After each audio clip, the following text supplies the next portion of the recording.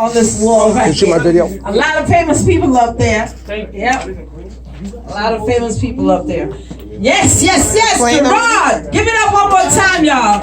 Yeah. Yeah. Actually hold this. So, hello everybody, my name is Gerard, aka S.G.I.B, double OG. Not triple OG, double OG.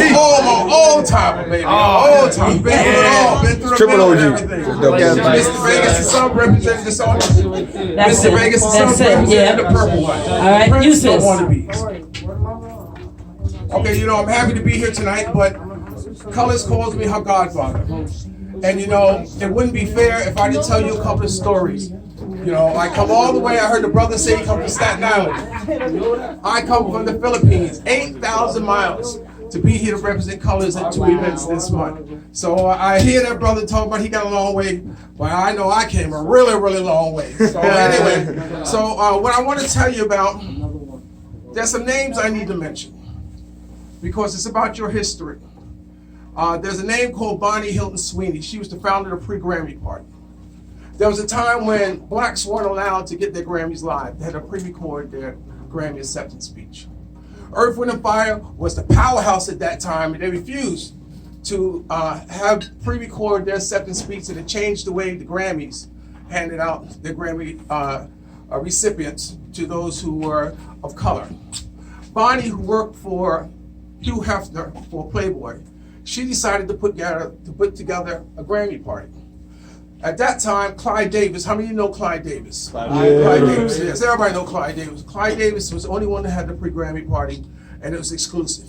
Blacks weren't allowed it, so Bonnie decided to have a pre-Grammy party so blacks can honor their own accomplishments and achievements, whether it be through the entertainment industry or whether it be community. So it morphed into something beautiful. I mean, it was done around tables of 10, and it's about networking, and that's what Colors is doing here tonight. It's about networking. It's about having venues where people can come and share and talk and network, you know, to take their profession to another level. Okay, Bonnie ended up, she didn't do it alone. She did it with a woman called Carmelita Pittman. And I'm saying these names because it's important that I invoke their names because they are part of who I am. Carmelita Pittman, who currently now has the Rosebud Society Foundation in Los Angeles. Jerry Pittman, her husband, who was the first black limousine owner in Los Angeles. Janae Dubois. Janae Dubois, you know her from Good Times. She played Bologna. April Sutton, who's the first black VJ on BET, who got numerous awards. Janae's daughter Ronnie. All of them put together this event that turned into something spectacular. Also to the Godfather Soul, Mr. James Brown's Truth Awards. You know, and the reason I wear my hair the way I do, because I want to represent and pay homage to that era. Just like you dress and you're in a culture, I want to represent that culture. I consider myself to be one of the last generations to see all 5 Temptations perform. And to me, that's a privilege and an honor. Now, there's another person I'm going to tell you about. His name is MC Carter. A lot of you don't know MC Carter, but you know Ice-T. MC Carter was Ice-T's childhood friend. And, you know, they were running, hustling, doing their thing in the street, but MC Carter got caught up and went to prison. At this time, Ice-T was coming out with his cop killer, doing his thing. And so MC Carter went to all the shot callers in prison. And he said, look, he said, I want to have a concert, but I want to make sure there's no problems going to happen in prison. And he got the insurance from all the shot callers in prison, there wasn't going to be no guff.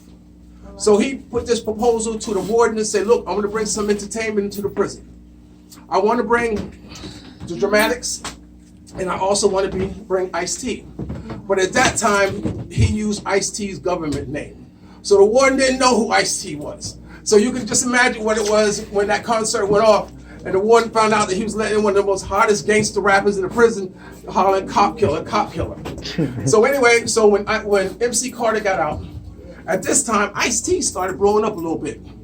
You know, Ice-T started appearing in these little movies, all this shit, you know, his acting career start moving up along the line.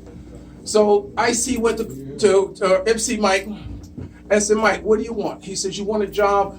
He says, you know, you want a part in the movies? You want money? He says, what do you want?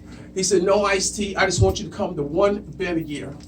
He said, one event a year? He says, yeah, I want you to come to the Players Ball.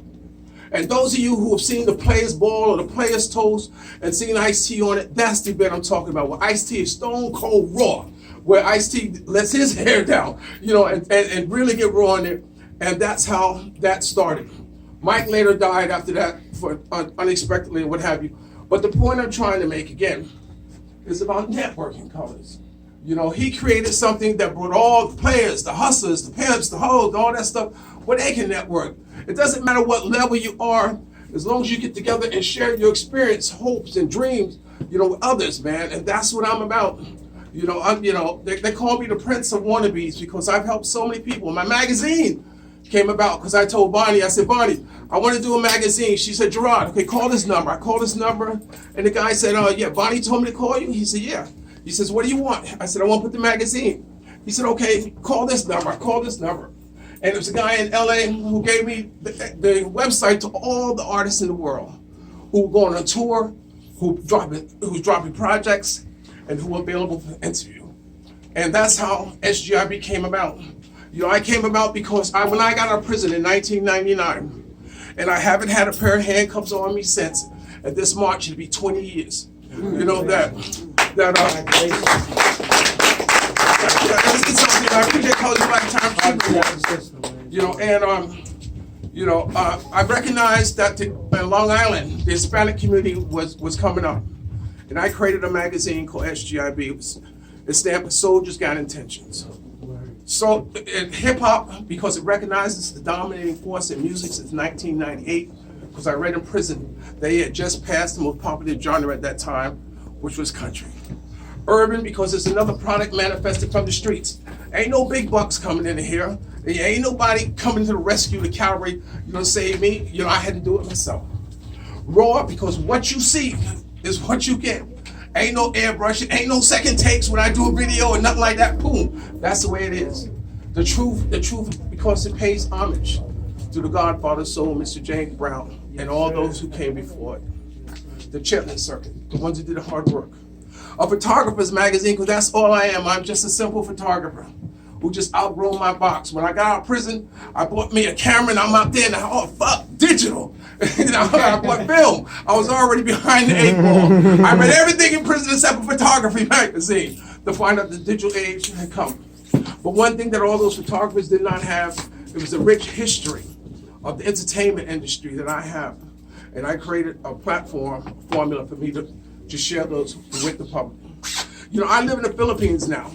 You know, I went there, I stayed 1 month to put my West Coast issue together, and it was so nice I stayed. I've lived in cultures all my life. I lived in Russian cultures, Nigerian cultures, I've lived in Hispanic cultures, and there's nothing like living inside a culture.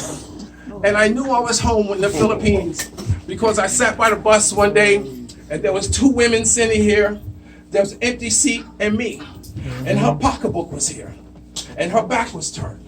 And you know, me being from New York, I said, oh yeah, she's gonna get her pocketbook and put it over here. There was a black man sitting beside her. And for a whole half hour, 40 minutes, she didn't turn to look at her bag. And to me, that said a lot. You know, that the people are trusting. I mean, if, you know, I wanted to take it just to teach her a lesson. but the point of the matter is that get your passports. Get your passports. See the world, man. There's a whole world out there. It blew my mind when I saw DMX rapping in German, rapping with German artists. The only thing in this world I trust is music. I don't trust nothing else because music don't want nothing from me. It's not trying to take nothing from me. It's not trying to con me. It's not trying to fuck me. I may fuck with it, but you know, but it doesn't take it. And the feelings that you feel for music is genuine.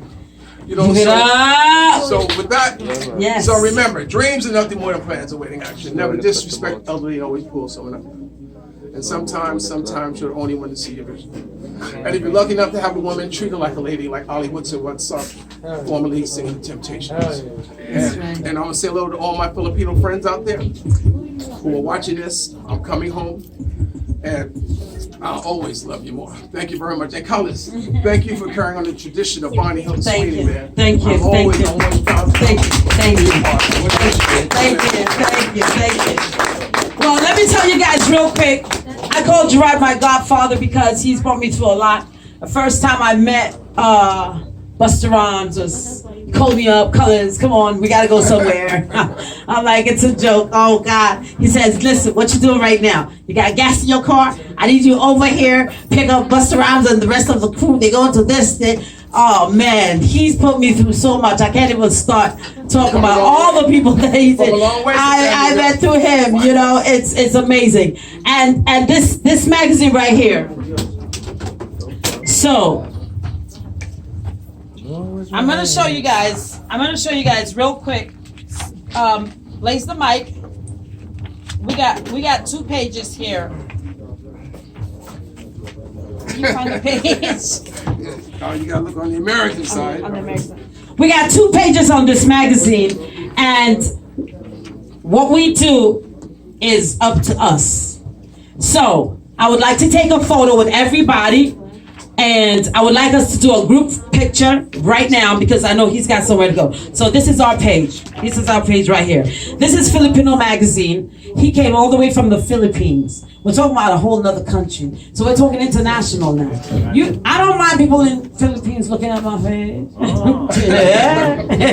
Hello. I don't mind other people, you know, because he's coming from so many other countries, yeah. And he got the cups also. If you want to buy the magazine, I believe it's $10. $10 for the magazine, and the cup is $10. Oh. I'm throwing the cup. All I got is a small amount, like 4 magazines, because it's real hell trying to get them over here. So whoever buys the magazine, I'll give them a complimentary cup. All right. So whoever.